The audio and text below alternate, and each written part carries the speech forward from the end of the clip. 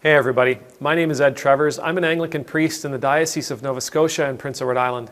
I get to serve in the beautiful town of Shelburne, Nova Scotia, in the awesome parish of Church Shelburne that sits on the ancestral and on the unceded territory of the Mi'kmaq people.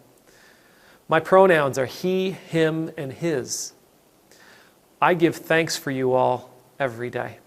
I thank God for the time that we spend together. I thank God for the prayers that you offer on my behalf, and I thank God especially for all that you share with me and teach me in the comments and in the emails that you send. Today we're going to talk about community connection. There was, a couple of days ago on Instagram, the wife of the quarterback for the Detroit Lions, her name is Kelly Stafford. And she sort of exploded a little bit on Instagram, saying that she was over living in a dictatorship like Michigan, and it was her protest of the restrictions that the state of Michigan is putting in place in order to protect people from COVID-19. Now, to her credit, she apologized for this fairly quickly afterwards, and she acknowledged that this was a moment of weakness where she just sort of vented. She didn't really mean what she said. She completely understands the plight of where people are coming from. We need to acknowledge that. The issue here that I want to present isn't that she's a horrible person. I'm really grateful that she was willing to, with humility, apologize to all the people that follow her on Instagram and Twitter and all the other platforms. But I do want to offer something that I think teaches us a little bit going forward. This protest of hers was about being very, very frustrated with the various restrictions that are going on in Michigan. I'm not entirely certain what they all are, but if I was to equate what we're going through here in Nova Scotia, I would suspect we're all on similar pages. We're wearing masks, we're keeping our distance, we're not going out into the public unless we absolutely have to. We are watching our contact, our contact tracing when we do this or that. There are limits on our gatherings. They're telling us to be careful when we visit family and friends, especially during the holiday season. All that stuff, and it's all there and it could be more in Michigan. It could be even more stringent than that. See, the thing is, what this protest shows us is that there's a disconnect between her and the reality that most of her neighbors, most of the other people in her community would be living within, right? She is a person of means. She has financial security. She would have access to the best doctors. She'd have health care. She'd have the ability to get to a hospital or a clinic. She would have access to fresh food, fresh drinking water. She would have access probably to dietitians and trainers given her husband's occupation. She's probably in really good shape physically. She would have at least have the ability to generate the help she would need if her or her husband or her children got sick.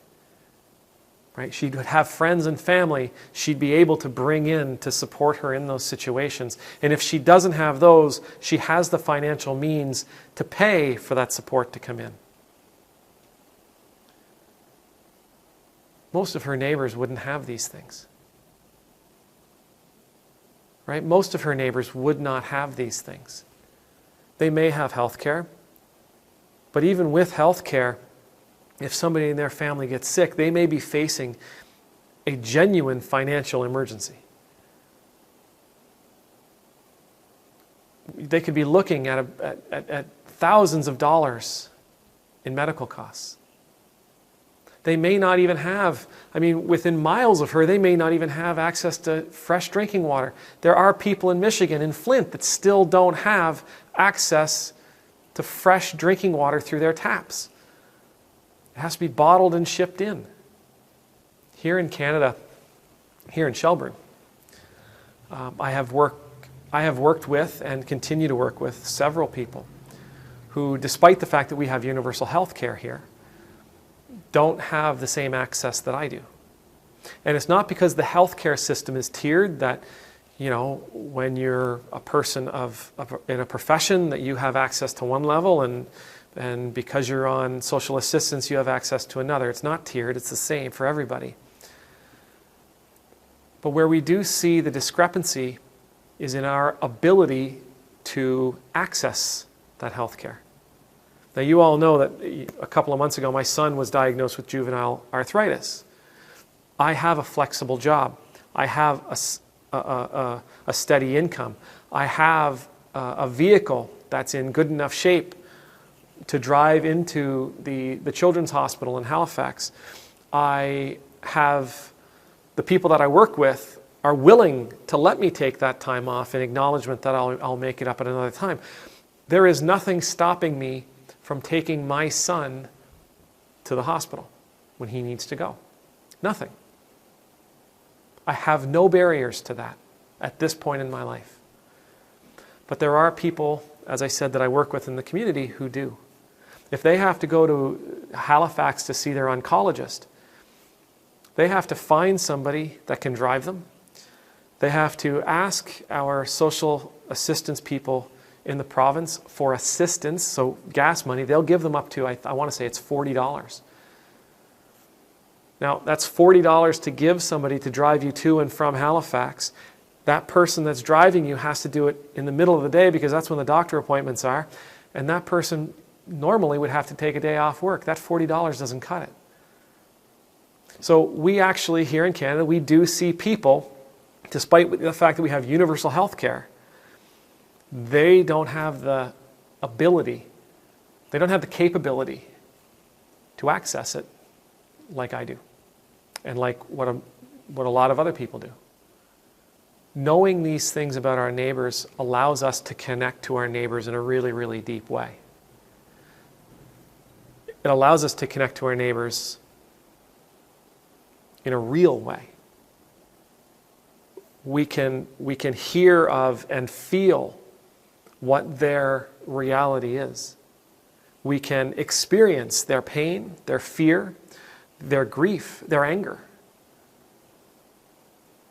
And when we can do all that, when we can empathize to that level, it provides us invaluable information to go forward into the world, to go forward into the future, to make this world a better place for all of us.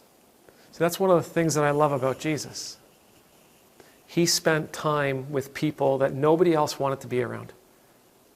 He ate and drank with sinners and tax collectors. You think about the stories of Levi and Zacchaeus from the Gospel of Luke. Right? These were two tax collectors. They were basically extortionists. They were collecting money for the Romans, but they were taking a little cut for themselves too. They were becoming rich on the backs of their neighbors. And yet Jesus called them forward, spent time with them, stayed at their homes, and ate with them and their family and their friends. So much so that the people around him would say, he eats with sinners? He eats with those people? Right? He spent time with lepers, people that nobody wanted to be around because they were terrified that what they carried was a contagious disease. He spent time, just a few moments, but he spent time with the woman who had been bleeding for years and healed her. He spent time speaking with the adulteress that everybody else wanted to see stoned.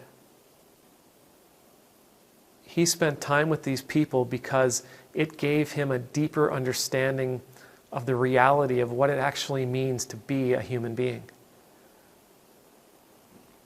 I have lots of ideas for my parish. I have lots of ideas for the whole world. But they're my ideas. They're based on my impressions, my perceptions.